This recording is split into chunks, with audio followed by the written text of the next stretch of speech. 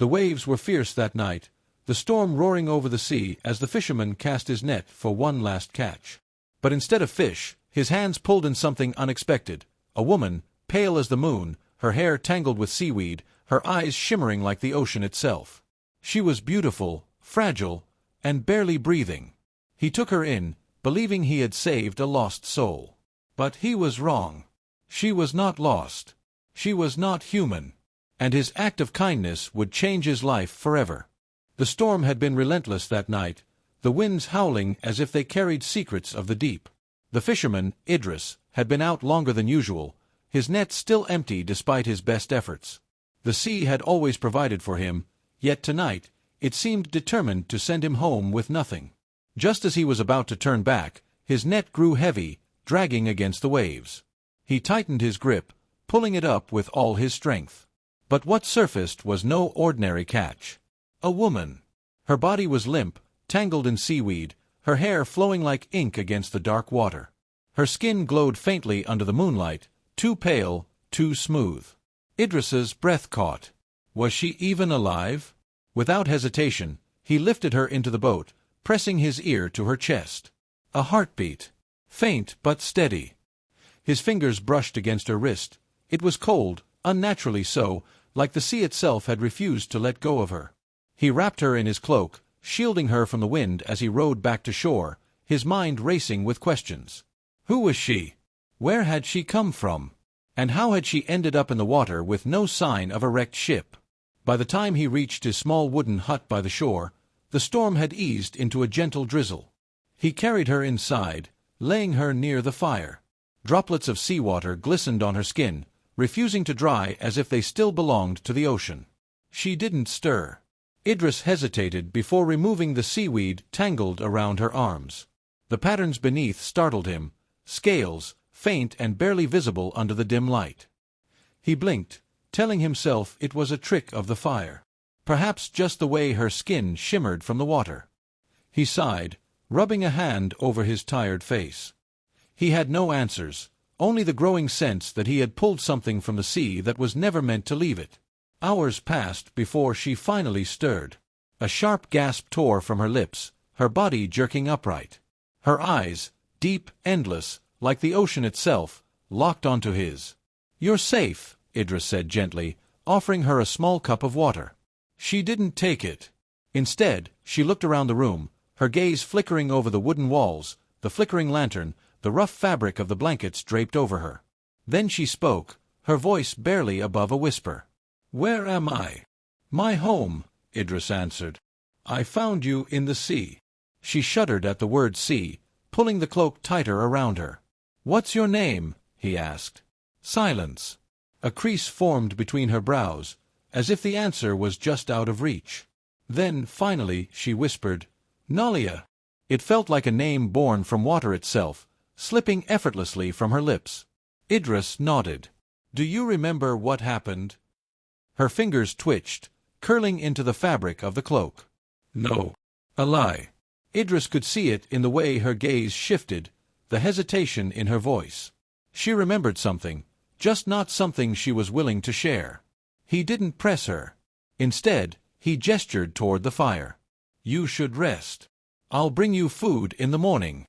Nalia didn't move, her eyes fixed on the flames as if she had never seen fire before. Idris watched her for a moment longer before turning away, giving her space. He didn't know who she was, where she had come from, or why she was afraid of the very thing that had nearly taken her life. But he did know one thing. The sea had brought her to him for a reason. And whatever that reason was, it was only the beginning. The morning sun spilled golden light over the quiet shore, waves lapping gently against the sand. The storm had passed, but the questions it left behind remained. Idris stepped out of his hut, stretching his tired limbs before gathering his fishing gear. The sea had stolen his rest, leaving him with uneasy thoughts of the woman he had pulled from its depths.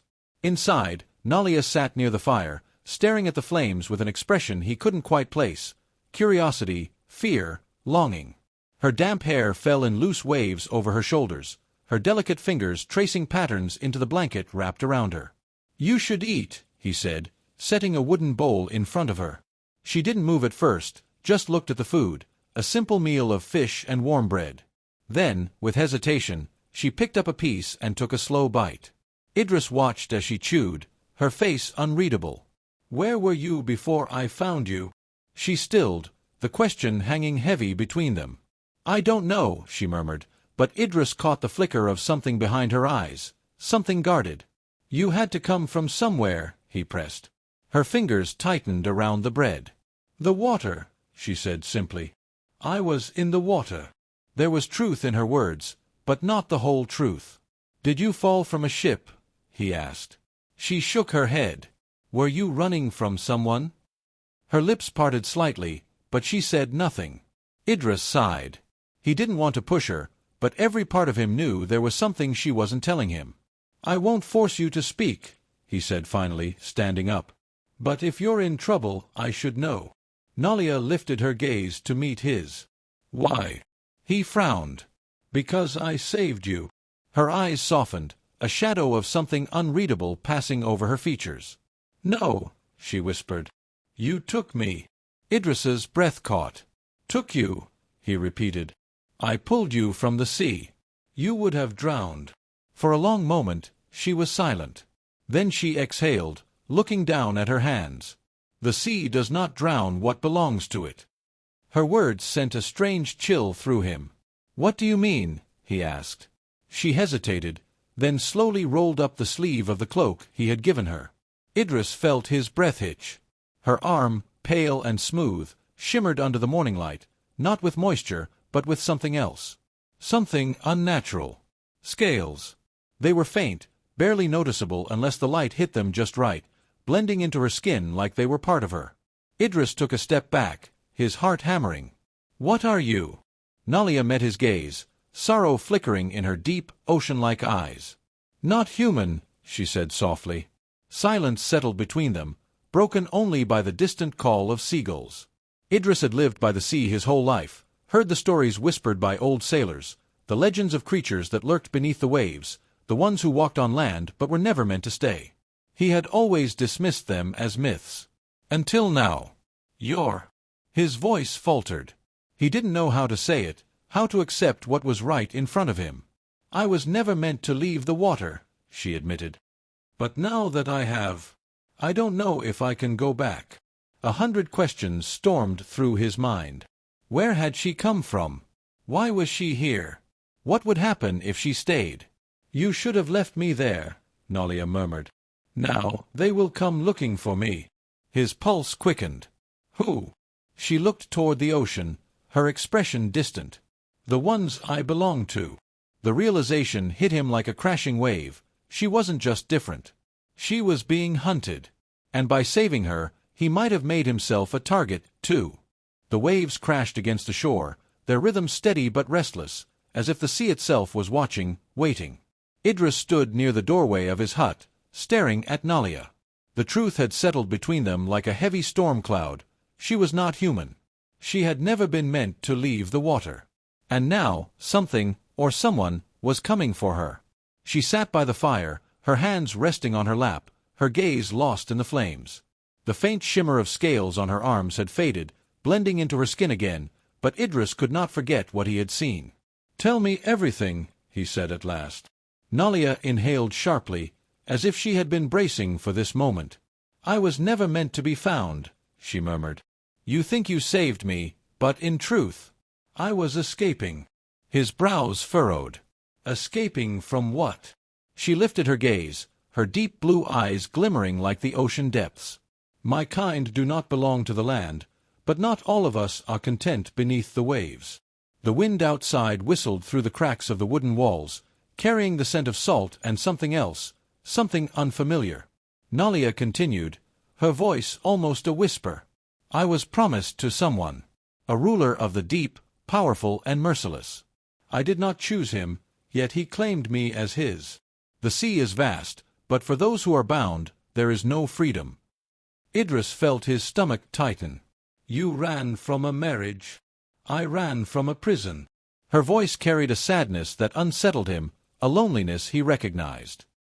He had spent his years by the sea, alone with nothing but the sound of the waves and the hope that life had more to offer. And now, in front of him, sat a being who had fled an entire world beneath the surface, only to end up in his. "What happens if they find you?" he asked. Nalia's lips parted slightly, hesitation flickering across her face. "If they find me, they will take me back. And they will not be merciful to the one who took me from them." A chill ran down his spine. "I didn't take you. I saved you." She lowered her gaze. "To them, there is no difference." Idris rubbed a hand over his face. This was beyond anything he had ever imagined.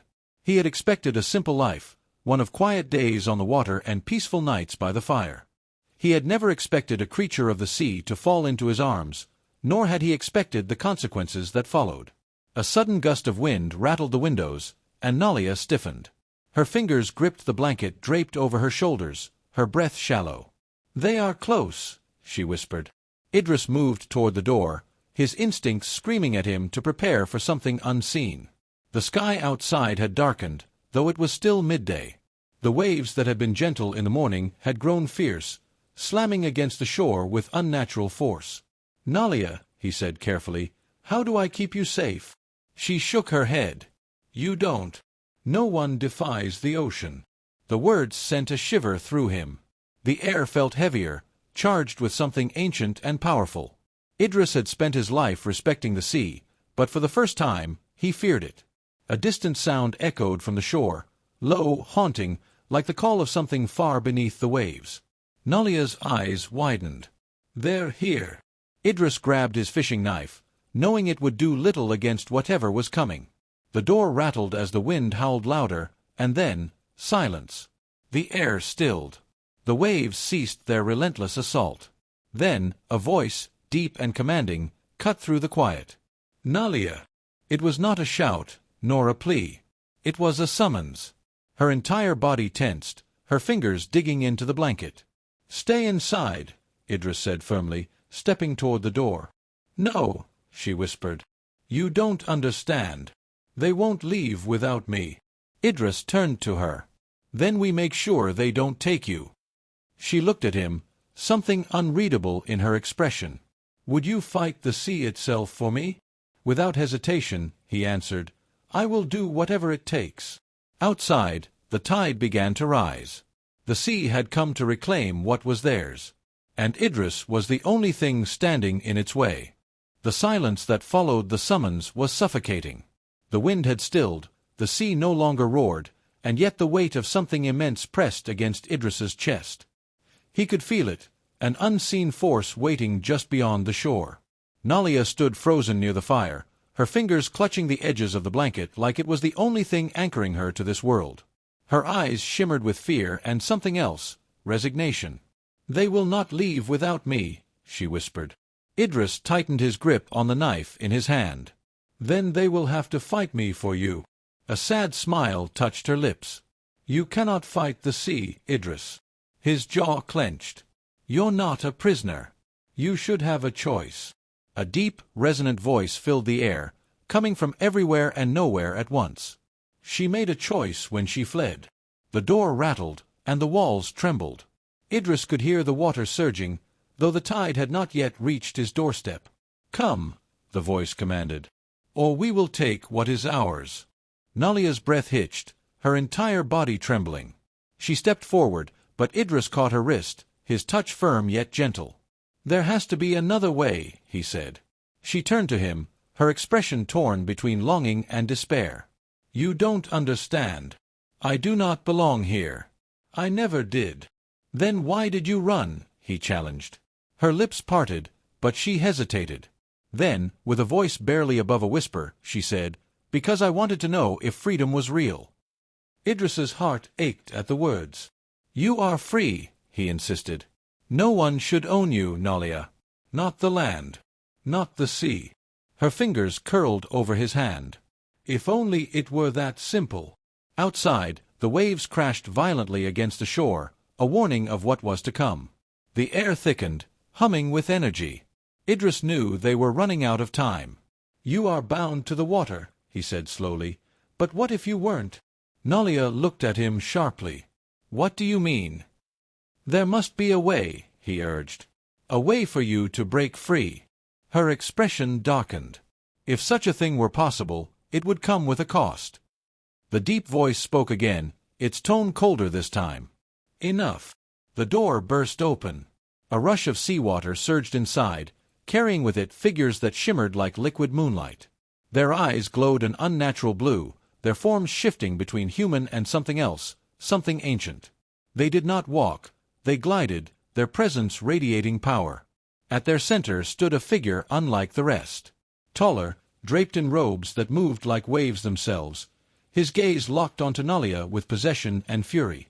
"You have tested the sea's patience long enough," he said. Idris stepped in front of her instinctively. "She does not belong to you." The figure barely spared him a glance. "You are a fisherman. A mortal. You do not understand the forces at play." "I understand enough," Idris shot back. "I understand that she wants to choose." The sea ruler's gaze sharpened. "Choice. She made her choice when she fled. And now, she will face the consequences." Nalia exhaled shakily. She stepped forward, meeting the sea ruler's stare with defiance. "What will you do if I refuse?" The water at their feet swirled violently.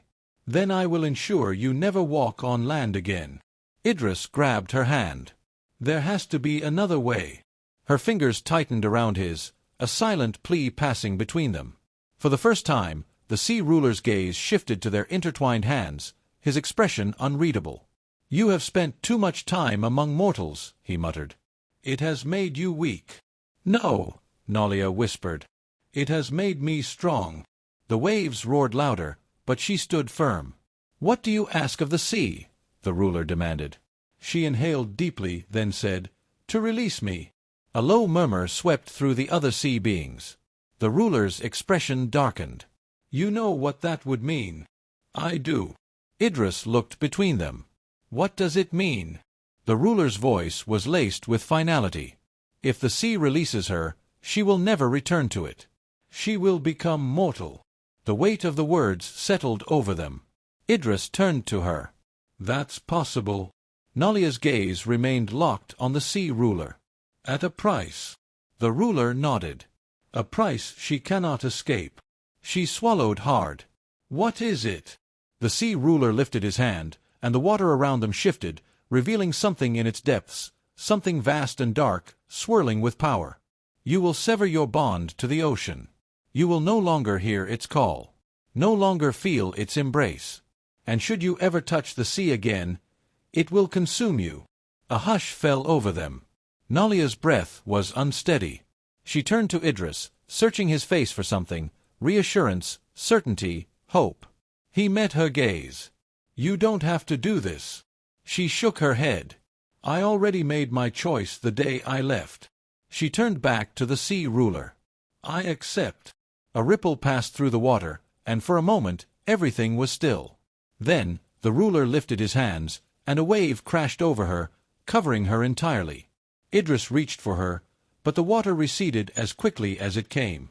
Nalia stood there, gasping, her skin no longer shimmering, her eyes no longer glowing. She was human. The sea ruler studied her one last time before turning away. "It is done." The other sea beings followed him, retreating into the waves. As the tide pulled back, the storm faded, and the ocean returned to calm. Nalia's knees buckled, and Idris caught her, holding her close. "You're staying," he whispered. A soft, tearful smile touched her lips. "I'm staying." He helped her to her feet, and together they stepped away from the water. Behind them, the sea watched, silent and eternal. It had taken her once, but it would never take her again.